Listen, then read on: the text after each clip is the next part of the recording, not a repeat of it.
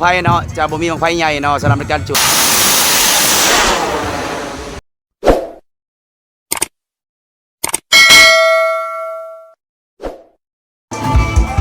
เอาเนาะพี่น้องเนาะมื้อนี้พามาเที่ยวบุญอยู่ดงเห็นเด้อพี่น้องเด้อเนาะเพิ่นกำลังแห่พระเวทเนาะสิลงไปแล้วลงไปหาบังไฟเด้อพี่น้องเด้อบอกเลยมื้อนี้ม่วนเนาะสำหรับบุญบังไฟอยู่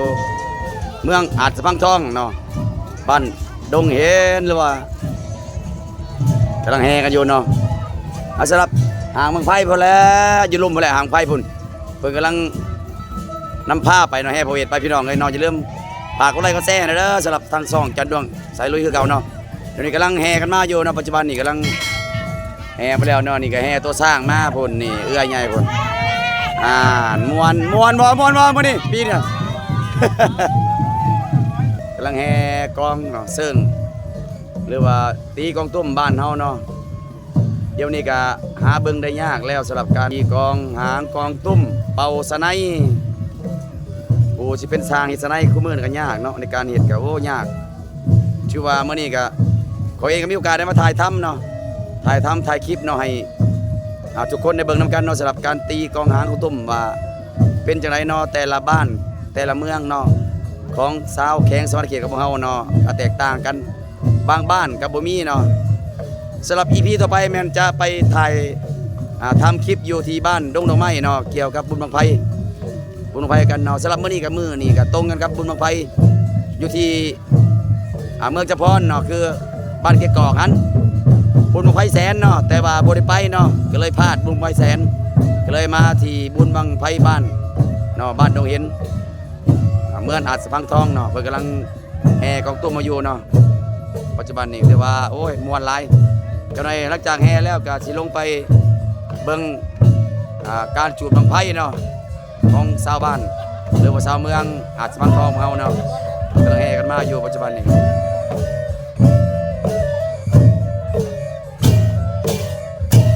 เอาเนาะ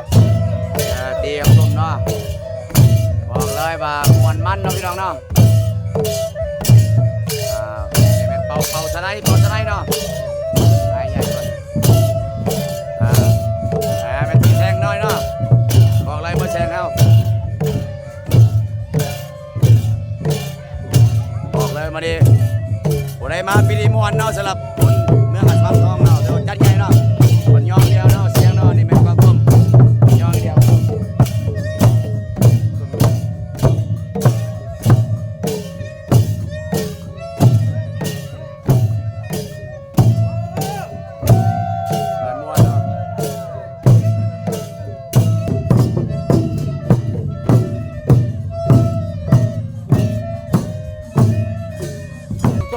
บ้านเนาะประกอบส่วน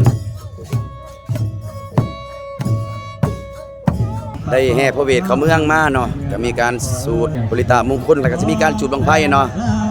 ขอผ้าขอพ้นเนาะบรรยากาศเบิ่งกันเนาะ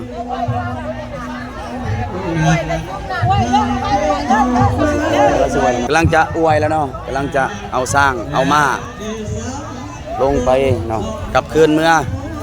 บาทเนี่ยหลังจากสูตรเนาะแห่พระเวทเข้าบ้านเข้าเมืองแล้ววันนี้หลังจากเสร็จพิธีแล้วเนาะเพิ่นก็จะเดินทางกลับเมืองของเพิ่นเนาะพร้อมบริวารต่างๆเนาะจะเดินทางกลับเมืองสู่เมืองสู่วังของเพิ่นบาดนี้เนาะ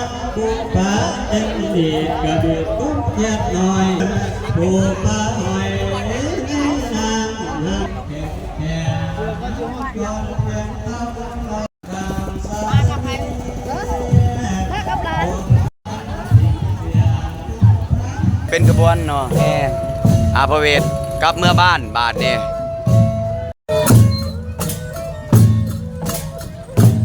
หลังจากที่แห่กลับแล้วเนาะเราจะไปเบิ่งเนาะไปหับส้มเนาะ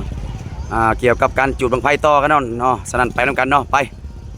ติดตามมาเบิ่งนำกันเนาะสำหรับบรรยากาศอยู่ที่ห่างบังไฟเนาะบอกเลยว่าม่วนเนาะสำหรับบุญเมืองอาจสะพังทองเนาะเฉพาะเป็นบ้านดงเห็นกับเฮาเนาะถือว่ากำลังตีกองตุ้มกันอยู่แบบเบิกบานมอนเซิร์นเนาะจะมันอย่างเดียวมื้อนี้เอายองเนาะสำหรับงานกองตุ้มพวกเฮาผู้ใด ผู้จักตอบไม่ได้ว่าเพิ่นเฮ็ดหยังกันนั่น กำลังจะเตรียมจูดแล้วเนาะเป็นทีมห้อยหลังจากแห่พระเวทกลับบ้านแล้วเนาะก็จะมีการถวายเนาะถวายบังไฟจูดแล้วมีปัญหาเนาะเพราะว่าสนวนบ่ติดเนาะก็ต้องได้เอาออกมาแก้กันใหม่ว่าจะติดหรือบ่ติดหรือว่าจะขึ้นหรือบ่ขึ้นต้องมาลุ้นนำกันเนาะเพราะว่าช่วงนี้กำลังแก้ไขกันอยู่เปลี่ยนสนวนมาเลยบาทนี้ไปพอดีเลยบาทนี้สลับโซนไลน์เนาะบังไฟเนาะจะบ่มีบังไฟใหญ่เนาะสำหรับในการจูดบังไฟนี่มีแต่บังไฟ3โล2โลสุดๆก็เป็นบังไฟ6โลเนาะสำหรับการจูดอยู่ในบังไฟอยู่บนประเพณีเนาะถือว่าคอยกันเดินทางกลับเนาะหลังจากที่เบิ่งไฟแล้วฉะนั้นขอขอบใจเนาะที่รับชมคลิปนี้ขอขอบใจหลายๆพบกันใหม่คลิปหน้า